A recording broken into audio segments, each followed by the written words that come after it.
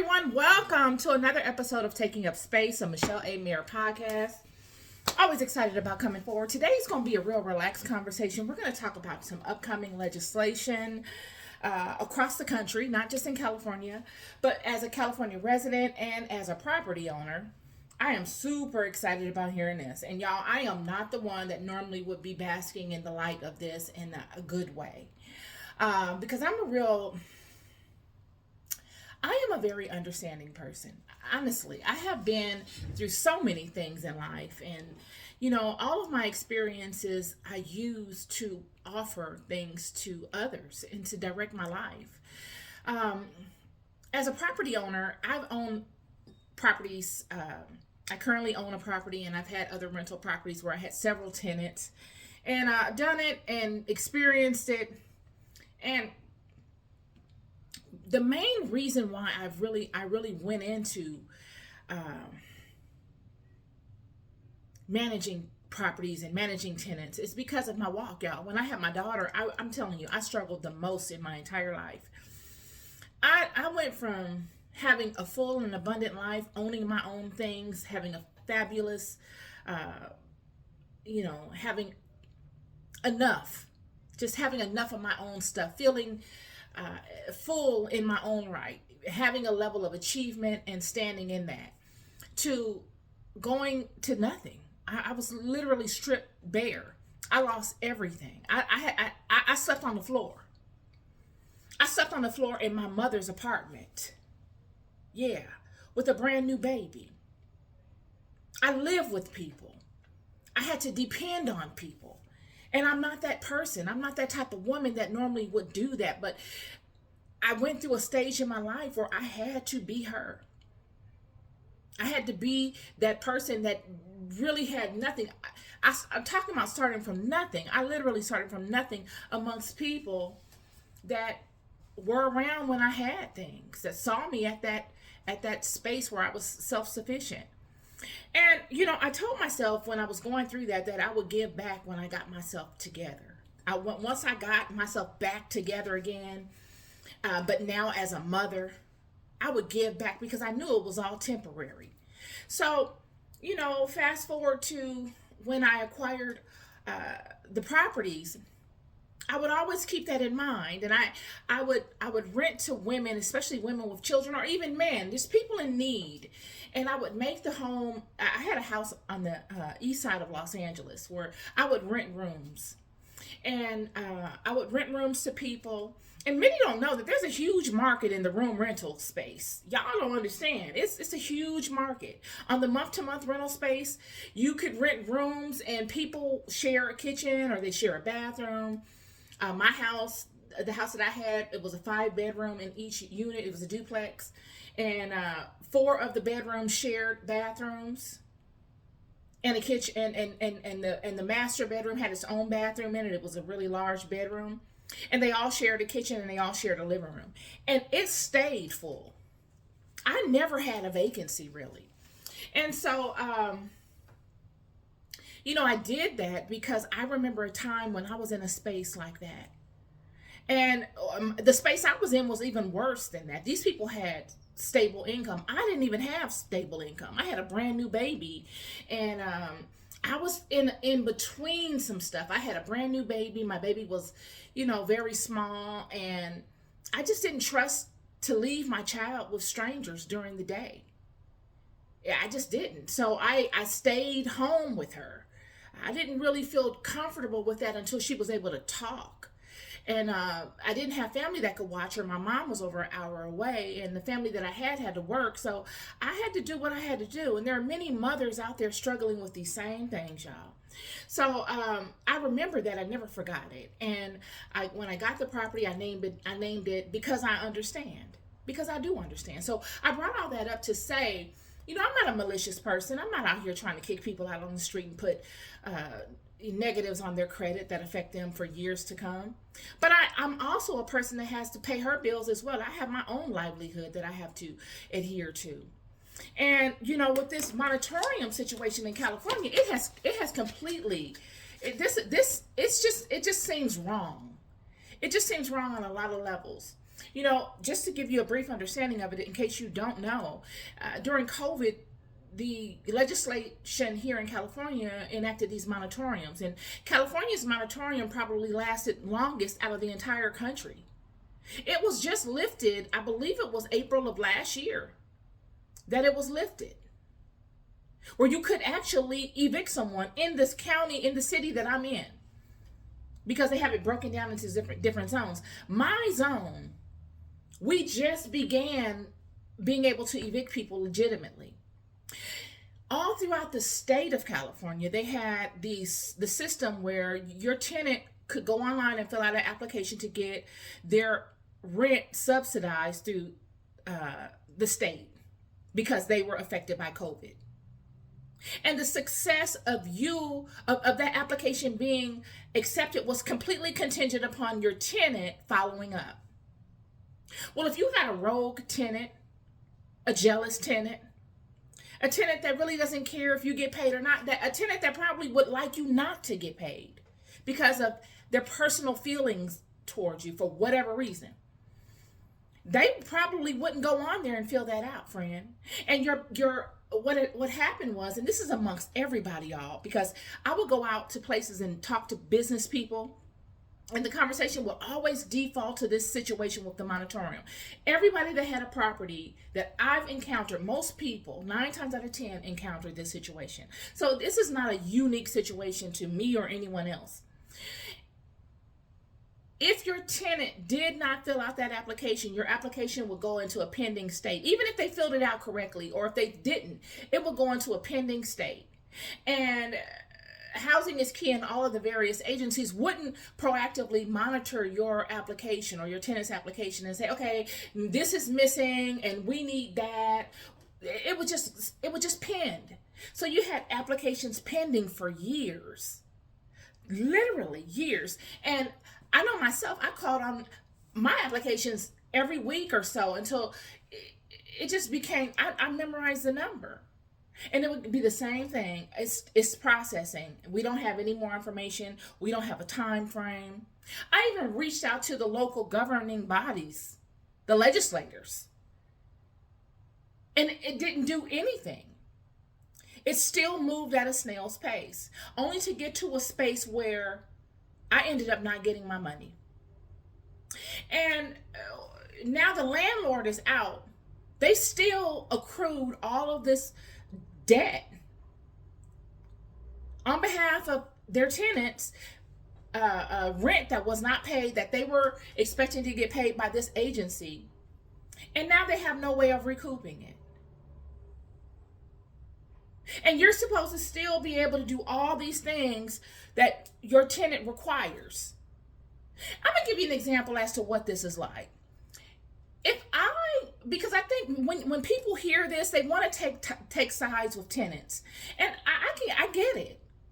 But at the same time, if you have anything, if you have an ambition about yourself, and you go into business for yourself, whether it's owning properties or whether it's just business in general, you did that to create an income. Your bills still need to be paid, friend. And it's kind of like nobody understands the landlord side. If I lease you a car, because I have multiple cars, and you obviously need a car, and you come to me and you say you want to lease my car, and I say, okay, no problem. I lease you my car. I provide you a service. Under the terms and conditions of that service, pay your monthly payment, because I got to pay for the car. Why do I have to pay for a car that you're driving? And pay for your insurance. I'll do the upkeep, as long as you honor the terms of the agreement. Well, you don't pay your car note, yet you still want to drive the car. And then you have the audacity to call me and tell me that your tire is flat, and you need me to call a tow truck to get your tire fixed. And you haven't paid your car note in years. This is what is going on in California, y'all. This is exactly that. And then you get upset with me if I tell you I don't have it. Now, what's also happening is you got a lot of people squatting or have had a lot of people squatting on properties, whereas they're in the property, they have a valid lease, but they have made no attempt to pay their rent in years. In years. They have had active Section 8 vouchers that you have told them that you are willing to accept at your property to just, let's get this Section 8 thing going. And they tell you they don't want to use their Section 8 at your property, but they still want to live on your property. Section 8 during COVID was allowing tenants to sit on vouchers without applying them to properties for over 2 years, y'all. We all know how long it takes to get on Section 8. Then you get it, and you sit on your voucher for 2 years. Then allow your voucher. You got people out here that allow their vouchers to get canceled. Just canceled.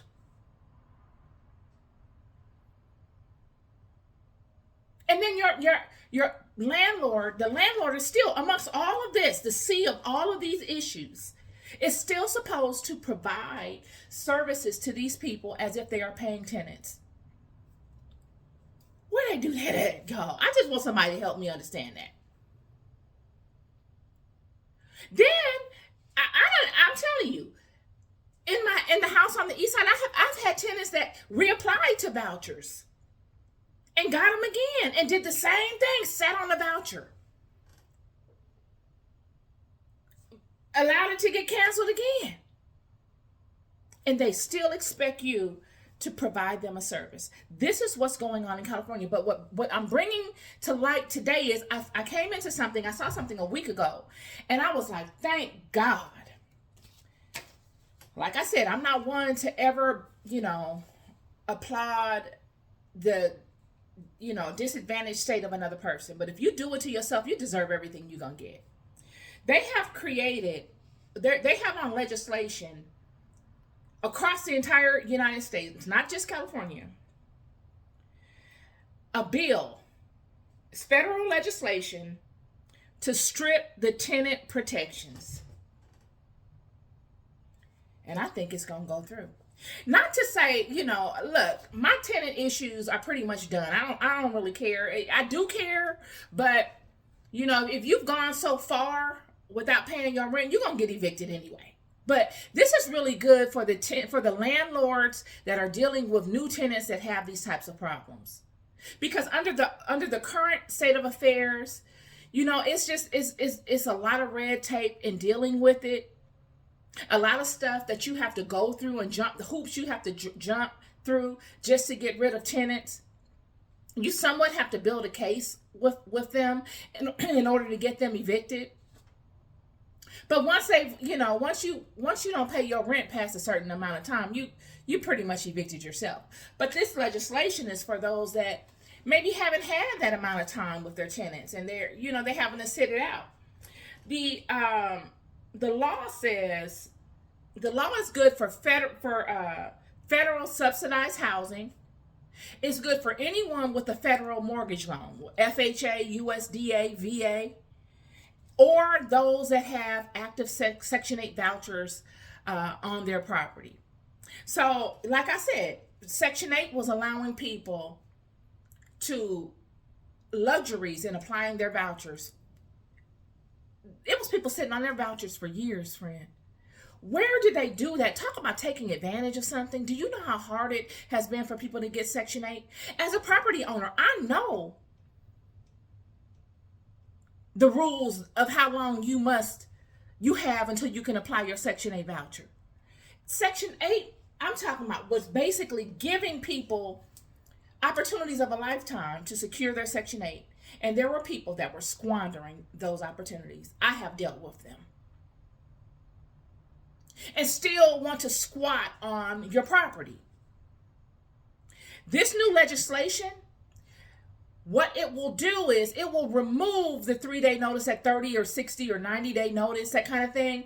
And you can evict someone in 3 days or less.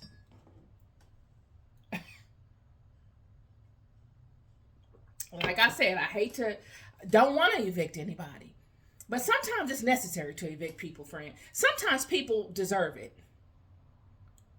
Because with this whole moratorium thing, one thing I've learned, and I've never seen it in my life before, this moratorium, is that you have people that really hate their lives, and they hate to see you living your life. So they will try any and everything to ruin your blessings, or to ruin what you have worked so hard for, or to discredit you in some kind of way, like you're undeserving of all that you have in some kind of a way. And that it's that crab in the barrel mentality to try to pull you down to where they are, because they are so miserable with themselves. I am so glad to hear of these this new legislation. It's a breath of fresh air. I really wish they would come up with something through the state of California to help these landlords recoup their back rent. Any type of funding that they can give to the landlords where they can go in and apply directly without having to deal with the tenants, and to petition their case. Because it's a lot of landlords out here out of money. And many of you that either are siding with the tenants or that really don't know the business behind the business, just think of yourself. You allowing someone to stay at your home, and they don't pay for years. And you see them coming and going on vacation and doing this and that and buying cars and having a great time. And you're sitting there like, well, where's my money? It's that type of thing going on. And that type of thing is what makes me very happy to hear, or that type of thing that has gone on. And that type of thing is what makes me so happy to hear of this new federal legislation looking to really strip the protections, or even not strip them, but to renegotiate them and to make them a little bit more fair across the board for everyone. Because, landlords are your taxpayers as well.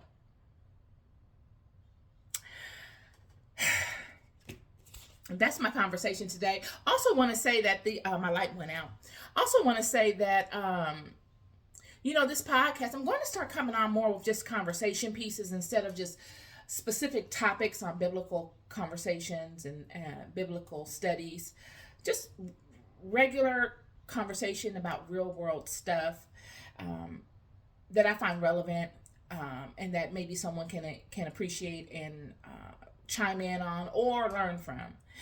We're loved more than we'll ever know. Be good to yourselves. Be good to one another, and do unto others as you would have them do unto you. Your love. Peace and love.